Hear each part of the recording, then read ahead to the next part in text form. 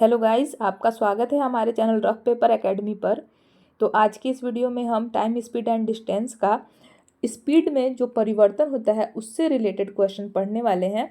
और स्पीड में परिवर्तन के साथ साथ जो क्वेश्चन पूछता है उसमें मेन ये 3 टाइप के ही क्वेश्चन पूछते हैं। तो इसे हम किस तरह से ईजिली सॉल्व कर सकते हैं ये हम सीखेंगे, ठीक है। तो चलिए शुरू करते हैं। पहला क्वेश्चन है, सामान्य गति के 3/4 भाग से यात्रा करने पर एक व्यक्ति नियत समय से 20 मिनट लेट हो जाता है। ऑफिस पहुंचने का उसका नियत समय क्या है? तो इसके लिए एक फॉर्मूला हम यूज़ कर सकते हैं इजीली, जिससे कि निकल जाएगा। तो यूजुअल टाइम का जो फॉर्मूला होता है वो क्या होता है? Numerator bye difference into time. ठीक है, तो यहाँ पर न्यूमरेटर कितना है? 3 है, यहाँ मैंने 3 लिख दिया। डिफरेंस कितना आ रहा है? 3 और 4 का डिफरेंस 1, और इनटू टाइम कितना है? 20 मिनट। 20 मिनट लेट हो रहा है। अगर जल्दी होगा तो भी हम वही टाइम लेंगे, अगर लेट हो रहा है तो भी हम सेम टाइम लेंगे। तो यहाँ पर 20 मिनट लेट हो रहा है। अब यूजुअल टाइम कितना आ जाएगा? इसे हम सॉल्व करेंगे तो 60 मिनट, यानी कि यूजुअल टाइम कितना था? 60 मिनट था। इसे हम एक और तरीके से बना सकते हैं, मैं आपको समझा देती हूँ। देखिए, जो सामान्य गति से अब कितना गति हो गया उसका? 3/4 हो गया, यानी कि पहले 4 होगा स्पीड, अब कितना हो गया? 3 हो गया है। स्पीड 4 से 3 हो गया, तो जो टाइम है वो इसका रिवर्स हो जाएगा। रिवर्स रेशियो में टाइम हो जाएगा 3 से 4। पहले स्पीड ज़्यादा था तो टाइम कम लगता होगा, अब स्पीड कम हो गया है तो टाइम ज़्यादा लगेगा। ठीक है, इस तरह से भी आप समझ सकते हैं। और टाइम कितना लेट हो रहा है? 20 मिनट लेट हो रहा है। ठीक है, यहाँ पर भी हम देख सकते हैं कि ये टाइम बढ़ गया है, तो इसमें डिफरेंस कितना है? 20 मिनट का है। तो यानी कि एक का वैल्यू कितना दिया है? 20 मिनट। तो हमें यूजुअल टाइम यानी जो पहले का टाइम है वो बताना है। तो रेशियो 3 का वैल्यू कितना आ जाएगा? 1 का वैल्यू 20 मिनट, तो 3 का वैल्यू कितना आएगा? 60 मिनट। हमने पहले भी कितना निकाला था? 60 मिनट ही किया था। तो या तो आप इस तरह से बना सकते हो, या फिर आप यूजुअल टाइम के लिए क्या कर सकते हो?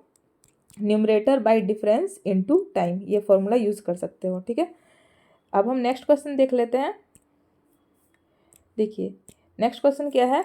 यदि राम 42 किलोमीटर प्रति घंटा की गति से चलता है तो वह बैंक नियत समय से 15 मिनट पहले पहुंच जाता है, लेकिन 35 किलोमीटर प्रति घंटा से जाने पर वह नियत समय से 5 मिनट की देरी से पहुंचता है।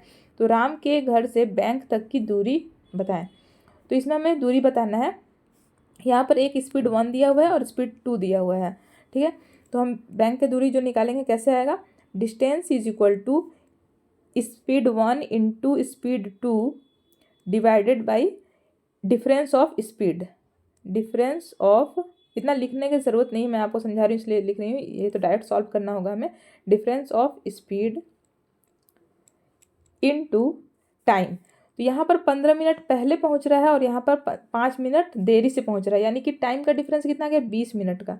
यहाँ पर 20, ये किलोमीटर प्रति घंटा में दिया हुआ है, तो इसे भी घंटा में करने के लिए हमें 60 से डिवाइड करना होगा। ठीक है, पहले मैं यहाँ पर यहाँ टाइम लिख देती हूँ, क्योंकि ये भी तो फॉर्मूला है ना। ये speed 1 into speed 2 divided by difference of speed into time. ठीक है, अब हम फॉर्मूला में पुट करेंगे। स्पीड 1 कितना है? 42। स्पीड 2 कितना है? 35। इसका डिफरेंस कितना आ गया? 7। और टाइम का डिफरेंस कितना है? 20 मिनट। और घंटा में करने के लिए 60 से डिवाइड कर देंगे। इसे हम सॉल्व करते हैं। 20 या 60, ये 7 छक 42 और 3 से जाएगा 2 बार में, 35 दूनी के 70, यानी कि 70 किलोमीटर जो है डिस्टेंस आ गया, 70 किलोमीटर। ठीक है, नेक्स्ट देख लेते हैं हम। देखिए, इसमें क्या है? एक मनुष्य अपने वास्तविक चाल से 3 किलोमीटर प्रति घंटा की कमी कर देता है तो वह अपने गंतव्य स्थान पर 3 घंटे देरी से पहुंचता है। जब वह अपने चाल में 2 किलोमीटर प्रति घंटा की वृद्धि कर देता है तो वह 1 घंटे पहले ही पहुंच जाता है, तो उसकी चाल कितनी है? यहाँ पर वास्तविक चाल दिया नहीं है। ठीक है, इसमें दिया हुआ है कि चाल से 3 किलोमीटर प्रति घंटा कम कर देता है, और एक तरफ दिया है कि ज़्यादा कर देता है। ठीक है, जबकि इसमें क्या था? एग्जैक्ट चाल दिया हुआ था कि अगर इतना पे जाएगा तो इतना मिनट लेट होगा, या फिर इतना पे जाएगा तो इतना मिनट पहले पहुंचेगा, ऐसे जो भी था। लेकिन इसमें वो नहीं दिया हुआ है, तो हम इस तरह के क्वेश्चन को कैसे सॉल्व करेंगे? और इस ये जो क्वेश्चन है इसमें पहले हम चाल ही फाइंड आउट कर सकते हैं, जबकि इसमें हम डिस्टेंस फाइंड आउट कर सकते हैं सेकंड वाला में। लेकिन ऐसे क्वेश्चन में हम पहले चाल फाइंड आउट करेंगे। अगर डिस्टेंस फाइंड आउट करना भी है तो पहले चाल फाइंड आउट करना होगा, उसके बाद डिस्टेंस फाइंड आउट करेंगे, ठीक है। तो पहले इस क्वेश्चन में तो यहाँ पर चाल ही फाइंड आउट करना है हमें। तो चाल फाइंड आउट करने के लिए क्या करेंगे मैं आपको बताती हूँ। देखिए पहले स्पीड और यहाँ पर मैंने टाइम लिख दिया। स्पीड क्या हो रहा है, पहले 3 किलोमीटर प्रति घंटा कम हो रहा है, 3 किलोमीटर प्रति घंटा कम हो रहा है। यहाँ माइनस कर दिया मैंने ताकि आप समझ जाओ कि ये कम हो रहा है। तो क्या होता है, 3 घंटा देर लगता है, 3 घंटा देर लगता है। अगर 2 किलोमीटर प्रति घंटा की वृद्धि कर देगा, 2 किलोमीटर प्रति घंटा की वृद्धि कर देगा तो क्या होगा, 1 घंटा पहले पहुँच जाएगा, यानी कि 1 घंटा कम टाइम लगेगा। अब जो स्पीड होगा उसके लिए क्या फॉर्मूला यूज़ करेंगे हम, जो ट्रिक है, एक तरह से कह सकते हैं ट्रिक, क्योंकि और अगर हम फॉर्मूला बेस्ड करेंगे इसको तो बहुत लंबा क्वेश्चन का आंसर सॉल्यूशन बनेगा, इसलिए हम इसे ट्रिक से सॉल्व करेंगे। तो पहले हम लिखेंगे, देखिए जो ये साइन दिया हुआ है इसे हम इग्नोर कर देंगे, ठीक है, साइन को नहीं लेंगे। स्पीड 1 इंटू स्पीड 2 यानी कि 3 इंटू 2 लिखेंगे हम, और फिर इसे तिरछा तिरछी मल्टीप्लाई करके डिफरेंस निकालेंगे, यानी कि 3 एकम 3 और 3 दूनी की 6, 3 और 6 का डिफरेंस कितना आ जाएगा, 3 और 6 का डिफरेंस 3, और इनटू टाइम का डिफरेंस कितना आ रहा है, एक तरफ से 3 ज़्यादा है और एक तरफ से 1 कम हो रहा है, यानी कि टोटल टाइम कितना हो गया 4 घंटा।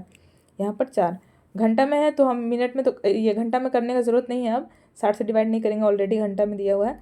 अब इसे हम सॉल्व करते हैं तो ये 3 से 3 कट जाएगा, तो स्पीड कितना आ गया 8 किलोमीटर प्रति घंटा, ठीक है, 8 किलोमीटर प्रति घंटा इसका स्पीड आ जाएगा। अब हम आगे और क्वेश्चन सॉल्व करेंगे तो और भी जो कॉन्सेप्ट है वो क्लियर हो जाएगा। चलिए हम क्वेश्चन देख लेते हैं इससे रिलेटेड। अपनी गति के 3/4 भाग के साथ चलने पर एक व्यक्ति एक निश्चित दूरी को तय करने में सामान्य गति से लिए गए समय से 2 घंटा अधिक समय लेता है। सामान्य गति से दूरी तय करने में लिया गया समय हमें बताना है। तो ये फर्स्ट क्वेश्चन जैसा मैंने बताया था वैसा है। तो देखिए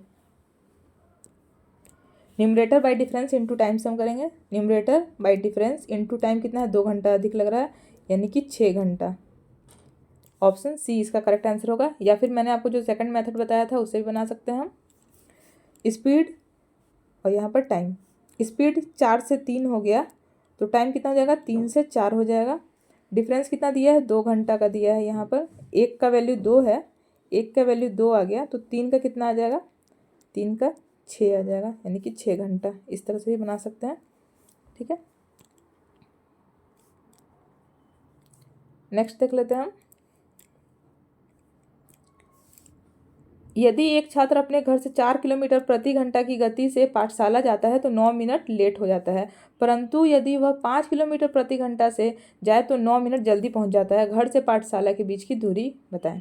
तो इसका फॉर्मूला मैंने क्या बताया था आपको, डिस्टेंस का, speed 1 into speed 2 divided by difference of speed into time, ठीक है। तो इसमें हम वैल्यू पुट करते हैं। स्पीड 1 कितना है 4, स्पीड 2 है 5, और इसका डिफरेंस कितना आ जाएगा 1, और यहाँ पर 9 मिनट लेट हो रहा है, 9 मिनट जल्दी जा रहा है, यानी कि टोटल 18 मिनट का डिफरेंस आ गया, और 60 से डिवाइड कर देंगे ताकि घंटा में आ जाए। अब इसे हम सॉल्व करते हैं तो देखिए ये 4 से जाएगा कितना बार में, 15 बार में, फिर ये 5 से जाएगा 3 बार में, और ये 3 से जाएगा 6 बार में, यानी कि 6 किलोमीटर उसका डिस्टेंस होगा घर से पाठशाला का। देखिए क्वेश्चन नंबर 3 है, एक व्यक्ति कुछ समय में कुछ देरी तक चलता है। यदि वह 3 किलोमीटर प्रति घंटा तेज चलता है तो उसे निर्धारित समय से 1 घंटा कम लगता है। यदि वह 2 किलोमीटर प्रति घंटा धीमे चला होता तो उसे सड़क पर 1 घंटा अधिक लगता। दूरी कितनी है? तो इसमें दिया हुआ है कि 3 किलोमीटर प्रति घंटा तेज चलता है या फिर 2 किलोमीटर प्रति घंटा धीरे चलता है, लेकिन एग्जैक्ट जो स्पीड है वो नहीं दिया हुआ है। तो पहले हमें स्पीड फाइंड आउट करना होगा, उसके बाद हम दूरी को फाइंड आउट करेंगे। तो स्पीड को फाइंड आउट करने के लिए इस तरह के क्वेश्चन में क्या क्या करना पड़ता है, जिसमें ऐसे दिया हो तेज़ चल रहा है या फिर धीमे चल रहा है, तो ऐसे क्वेश्चन को कैसे सॉल्व करेंगे हम, मैंने आपको बताया था। पहले यहाँ पर लिख देते हैं स्पीड और यहाँ पर टाइम। 3 किलोमीटर प्रति घंटा तेज़ चल रहा है तो 1 घंटा कम समय लग रहा है, 1 घंटा कम समय लग रहा है। 2 किलोमीटर प्रति घंटा धीमे चल रहा है, धीमे चल रहा है तो क्या हो रहा है, 1 घंटा अधिक समय लग रहा है, 1 घंटा अधिक समय लग रहा है। अब स्पीड कितना आ जाएगा, speed is equal to, speed को मल्टीप्लाई करेंगे हम डिवाइडेड बाई, इनको तिरछा तिरछी मल्टीप्लाई करेंगे और उसका डिफरेंस लिखेंगे। 3 एकम 3, 2 एकम 2, 3 और 2 का डिफरेंस 1 इंटू टाइम। टाइम कितना आ रहा है, 1 घंटा कम और 1 घंटा ज़्यादा यानी कि 2 घंटा। तो स्पीड कितना हो गया, 2 दूनी की 4, 4 तिया 12, 12 किलोमीटर प्रति घंटा स्पीड हो गया। ठीक है, 12 किलोमीटर प्रति घंटा स्पीड हो गया।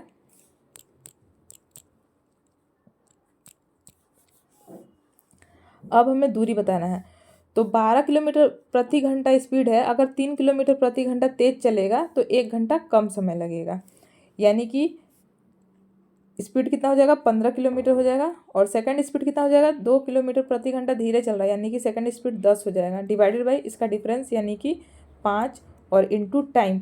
टाइम का डिफरेंस कितना है, 2 घंटा है। इसे सॉल्व कर लेते हैं हम, 5 से जाएगा 3 बार में और इसको मल्टीप्लाई करेंगे तो आएगा कितना, 60 किलोमीटर दूरी होगी। ऑप्शन ए इसका करेक्ट आंसर होगा।